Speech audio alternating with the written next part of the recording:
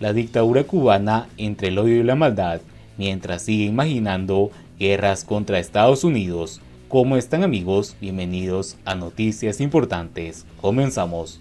Las explicaciones oficiales al desastre económico y a la inflación corrompen la realidad para favorecer una fantasía ideológica.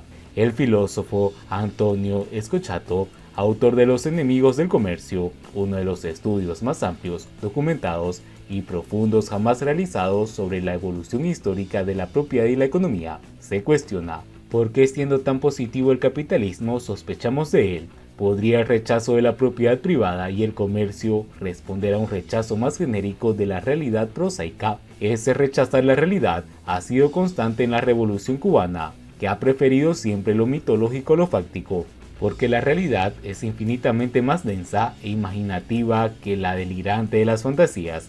Es incontrolable. Por ello, uno debe permitir que la realidad te vaya guiando, en vez de ir tú ahormándola a perjuicios. Una lógica que Fidel Castro, paradigma del voluntarismo y de la arrogancia, maniático del control, jamás estuvo dispuesto a admitir.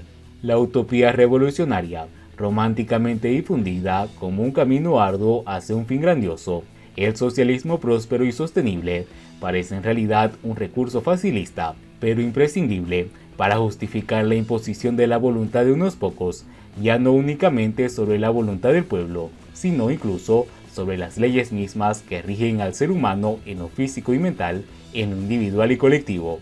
Cuando la inflación en Cuba se explica, como se hizo recientemente la Asamblea Nacional, recurriendo a factores productivos, se está apelando una vez más a corromper la realidad para favorecer una fantasía más adecuada de la visión y la conveniencia gubernamental, lo que conduce a un diagnóstico mendaz e imposibilita sanar eficazmente el problema. La explicación de la dictadura es sutilmente sibilina y vil, pues menciona el tema monetario. La inflación siempre es un fenómeno monetario, pero solo para inmediatamente exorcizarse de culpas y señalar acusadoramente hacia el pueblo improductivo.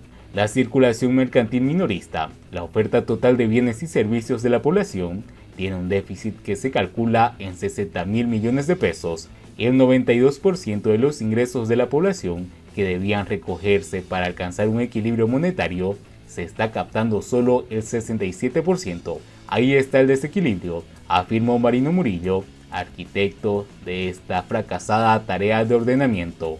El desequilibrio estaría, según Marino Murillo, en que no se reabsorbe todo el dinero que previamente se puso a circular debido a la exigua oferta mercantil, es decir, porque los trabajadores no producen lo suficiente. Pero, ¿quién puso a circular el dinero excesivo? ¿Qué causa la improductividad de los trabajadores cubanos? Esas dos preguntas, la dictadura las responde equivocadamente, pero a su favor, desde una múltiple negación de la realidad que advierten las leyes económicas, prefiriendo la fantasía antes de admitir que aumentar la masa monetaria en igual oferta se produce alzas de precios. Todo aumento de productividad por inyección monetaria es limitado y autorreversible. La inyección monetaria previerte la estructura de precios relativos. La productividad solo aumenta sosteniblemente junto a la tasa de la capitalización o por una innovación tecnológica. La obsolencia generalizada del capital productivo material, maquinarias, fábricas, transporte e inmaterial, educación, experiencia, indica que es la fuente de productividad en Cuba, no el salario nominal. La sobrevaloración del tipo de cambio, reconocible en el diferencial entre el tipo de cambio oficial y no el mercado negro, fomenta el alza de precios por el encarecimiento de las importaciones y la baja competitividad de las exportaciones.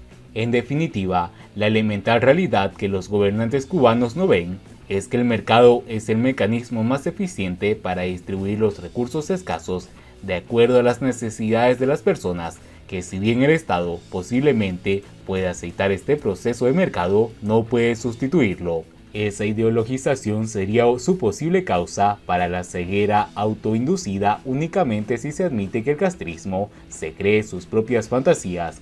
¿Pero acaso son así? ¿Es realmente un grupo de delirantes fantasiosos o la ideología es solo una vil coartada para justificar sus demanes? Puede que algo de verdad haya en la teoría del autoengaño, pero honestamente, a estas alturas, viendo sus panzas, relojes y cómo y dónde viven sus familias, parece que lo que en realidad es una banda de oportunistas, aves carroñeras que rondan el cuerpo de una isla moribunda, enseñados no en curarla, sino en devorarla lo más lenta posible.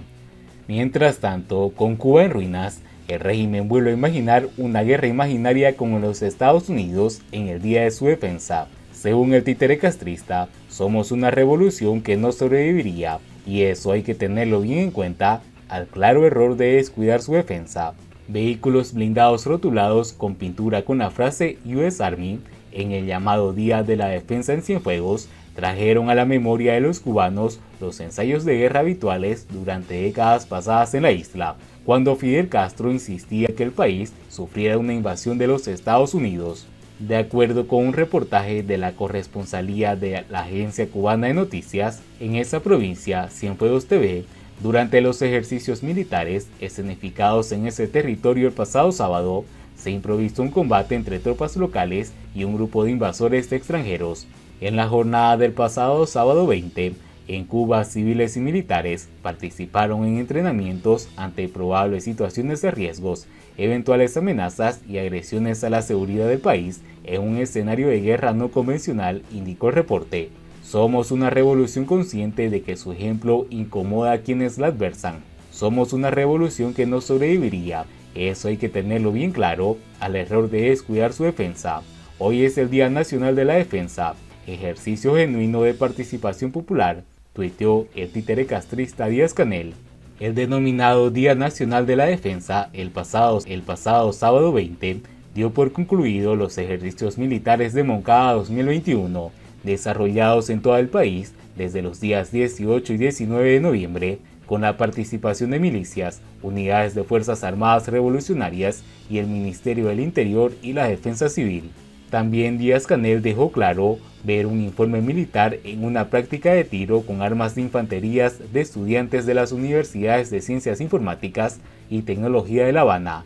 El entrenamiento, según ACN, incluyó también lanzamientos de granadas y formó parte del llamado Bastión Estudiantil Universitario.